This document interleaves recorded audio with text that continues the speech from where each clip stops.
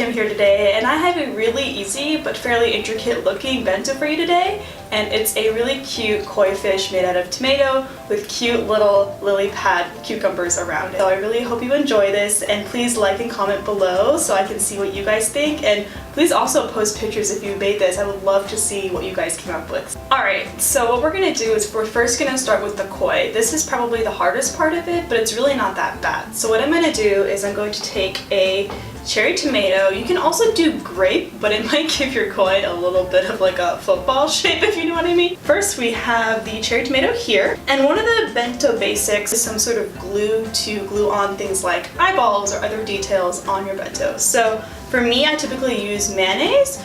If you're vegan, you can use vegan mayonnaise.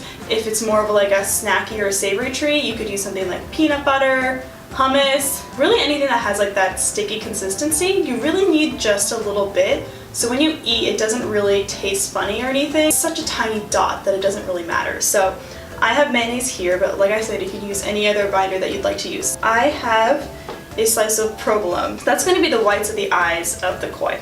So first what I'm going to do is take the straw, stick it in there, and gently pop out the whites of the eyes. So you can tell that just that white dot is going to be the whites of the eyeballs. So I'm just going to do 2 of those. And if you have a bento puncher that just will give you the eye shape, you can totally use that. I'm just trying to make it easier for people who don't have fancy bento tools like some of us do.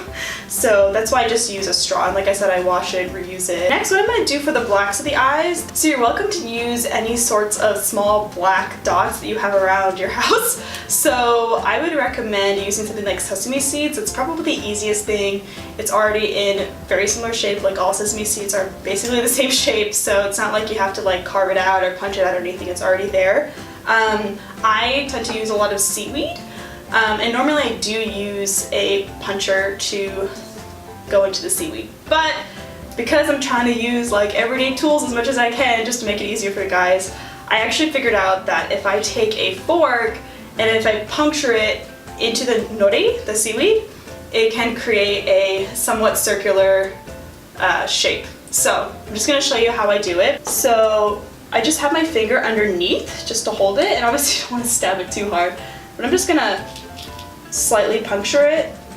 And forgive the greasiness of my hands after touching the seaweed, but you can sort of see those circular shapes. And obviously they're not perfect. I honestly just made this up, so this is like my own thing. I've never seen anyone else do it. And like I said, it doesn't give you like a perfect shape, but it gives you something, which I think is a lot better than having to go out and buy a puncher if that's not what you're into. Now I have these little tiny dots. So now what we're going to do is we're going to glue the seaweed or your sesame seed or whatever else you have onto the cheese, and we're going to glue the cheese onto the tomato.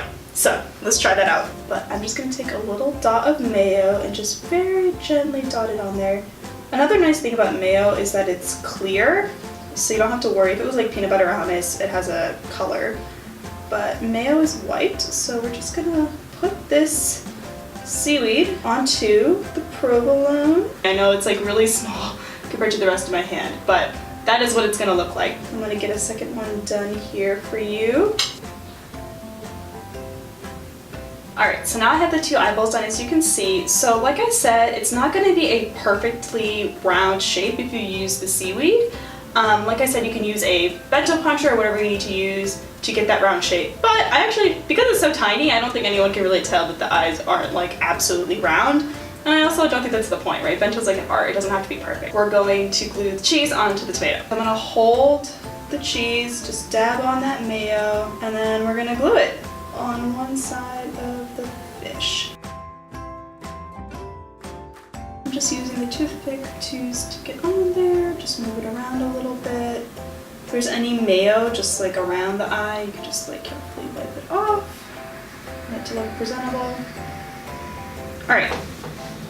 So, this is what this little guy looks like. You'll notice with goldfish, if you've ever observed them, that their eyeballs, they kind of stick out sideways like that. I don't know if you can tell. So that's what I did to make it look more like a goldfish. So I'm just going to leave my headless goldfish over here.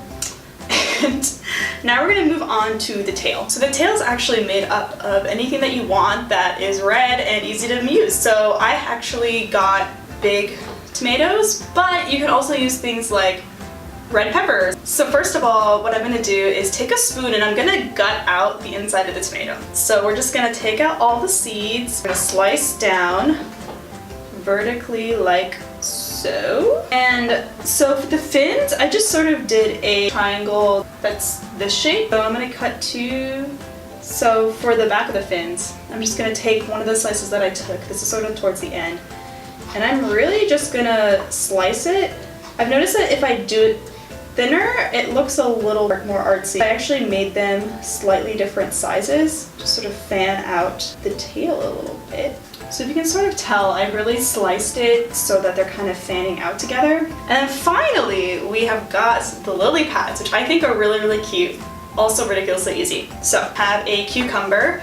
Honestly, the smaller cucumber, the better. So we're just gonna slice this cucumber up. So we're basically gonna cut out a triangle from your now lily pad. It kind of looks like Pac-Man, but it's really supposed to be a lily pad. Just gonna slice this one in half and make it another half of my lily pad. So let's now put things into our bento, which is my favorite part. I already pre-made my bento, as you can already see. The head is gonna roll around. So I'm gonna take my finger and just make a little indentation, slightly opposite directions, just because that's where the fins are gonna go.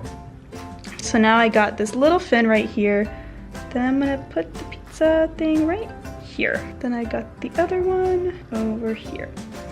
And then we're gonna take these long, thin fins and we're just gonna stick it here. Like I said, fan them out, whatever shape you want. Play around with it. Remember that your bento is your art. I actually just decided I didn't like my fins that long, so I just cut a little bit off. So I just made the fins, and I already have a couple lily pads in there, but I made a couple more, so I'm just gonna decide where I want these guys. That's it. That's your little bento right here. Is that the cutest? Alright guys, so that's it for the really adorable koi fish made out of tomato with your cute little cucumber lilies. So I really hope you guys liked it. Please comment below and hit the like button if you like this, and I'll see you next time. Bye!